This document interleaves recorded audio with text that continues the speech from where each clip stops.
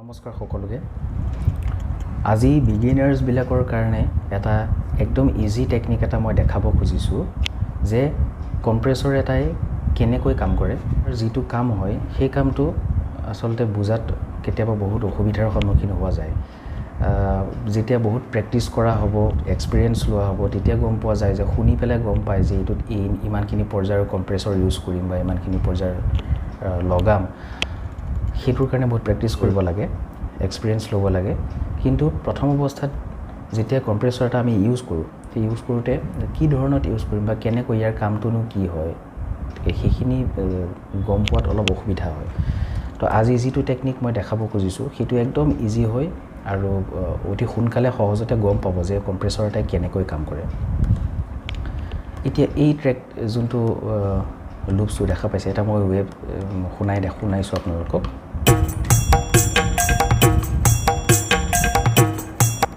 এটো এটা ৰিদম আৰু এই ৰিদমটোত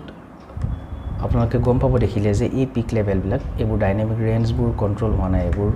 আমি কন্ট্ৰোল কৰিব লাগিব কোৱাত বাঢ়ি আছে কোৱাত কমি আছে এই লেভেল বিলাক কন্ট্ৰোল কৰিবৰ কাৰণে তো আমি এটা কম্প্ৰেসৰ ইউজ কৰিব লাগিব এটা চাও হওক আমি কেনেকৈ কিমান ইজি ৱেত আমি কম্প্ৰেসৰটো কি ধৰণত কাম কৰে আমি গম পাম এই ট্ৰেকটো সিলেক্ট কৰিব সিলেক্ট কৰাৰ পাছত অডিও লৈ গৈ পেলাই চাব যে ডাইৰেক্ট অফলাইন প্ৰসেসিংত ক্লিক কৰিব এই প্লাগইনছটোত আমি এটা কম্প্ৰেসৰ ইউজ কৰিম বাই ডিফল্টত থকা কম্প্ৰেসৰটো ইউজ কৰিব পাৰে বা অন্য কোনো কম্প্ৰেসৰ ইউজ কৰিব পাৰে আৰু কম্প্ৰেসৰটো কেনেকৈ কাম কৰে হেতু ইয়াত আপোনালোকে গম পাই থাকিব আপোনালোকে দেখাও পাব যে কি কৰি আছে কোনটো সুইচ আমি কমোৱা বঢ়া কৰিলে এই ওয়েভফৰ্ম বিলাকত কি এফেক্ট হয় আপোনালোকে দেখাই পাব এতিয়া চাব মই এটা কম্প্ৰেসৰ ইউজ কৰিছো হেতু হল আপোনাৰ স্কাৰলেট কম্প্ৰেসৰ এটা মই ইউজ কৰিছো এতিয়া চাব থ্ৰেশহোল্ড ৰেশিও এটেক ৰিলিজ এতিয়া প্ৰথমে আমি ৰেশিওটো সেট কৰিছো আৰু 3:1 ৰেশিও আমি সেট কৰি লৈছো এই থ্ৰেশহোল্ডটো এতিয়া থ্ৰেশহোল্ডটো চাব ইয়াৰ কি কাম কৰে এই চাব যদি কমাও বঢ়া কৰো এই ওয়েভফৰ্মটো আপুনি দেখাই পাব চাওক কিমান কমি গল ডাইনামিক ৰেঞ্জখিনি কন্ট্ৰোল কৰিলে মানে একদম সমান কৰি দিলে এই দেখিছে আমি সেট কৰিব পাৰো চাই সেট কৰিব পাৰো এটো একদম সমান কৰি দিব নালাগে একদম একেবাৰে সমানটো নহয় কাৰণ তাৰে কোনখিনি পৰ্যায়ত কোনখিনিত কিমান ভেলোচিটিত কিমান সাউন্ডটো কিমান উলাইছে কিমান কমিছে সেইখিনিও প্ৰয়োজন হয় বহুত একেবাৰে সমান কৰি দিব নালাগে কেতিয়াও আমি কন্ট্ৰোল কৰিব লাগে ডাইনামিক ৰেঞ্জ বিলাক এই পিক যত পিক হৈছে যত অলমান ডাইনামিক ৰেঞ্জটো বহুত বেছি হৈছে এটা কন্ট্ৰোল কৰিব লাগে তো হেতুৰ কাৰণেহে আমি লগাইছো এই চাব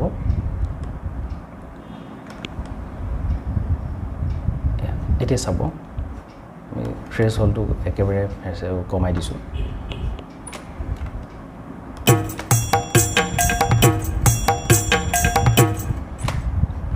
এতিয়া চাব আমি কম্প্ৰেসৰটো লগালে কেনেকুৱা হ'ব ডাইনামিক ৰেঞ্জখিনি কিমান কন্ট্ৰোল কৰিব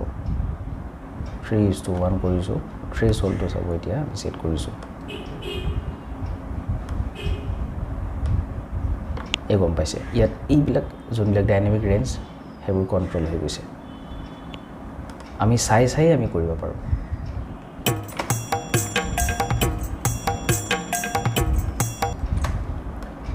এতিয়া যদি লাগিছে যে ভলিউমটো বহুত কমি গৈছে ডাইনামিক ৰেঞ্জটো কন্ট্ৰোল হৈ যোৱাৰ পাছত ভলিউমটো কমি যায় মানে ইয়াৰ গেইনটো কমি যায় তেতিয়া আমি কি কৰিম এই আউটপুট ইনপুট যোনবিলাক গেইন আছে তাৰ আউটপুটটো অলপ বঢ়াই দিলো প্ৰয়োজন অনুসাৰে বঢ়াই দিলো বা কমাই দিলো যে চাব এই আউটপুটটো আমি যদি বঢ়াই দিও ইয়াতো গম পাব যে কিমান আউটপুট লৈছে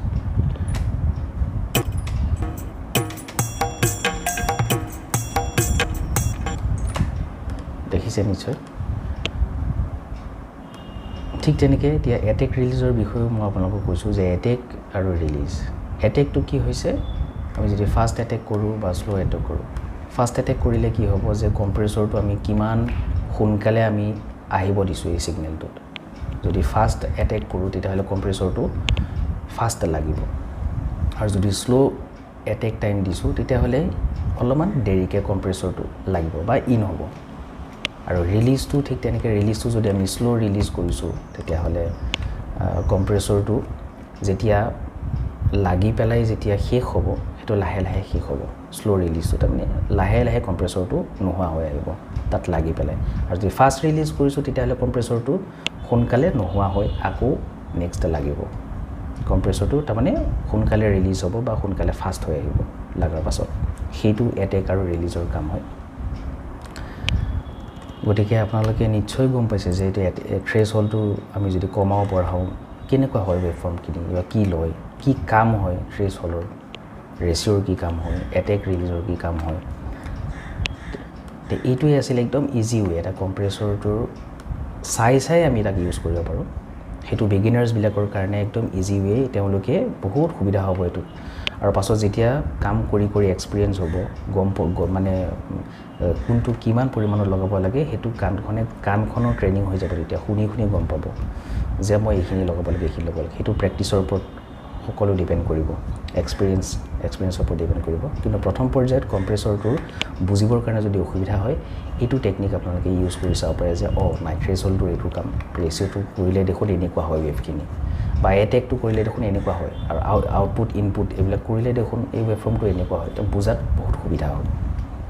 তো এইটো আছিলে একদম ইজি ৱে বিগিনাৰ্ছবিলাকৰ কাৰণে গতিকে প্ৰেক্টিছ কৰি যাব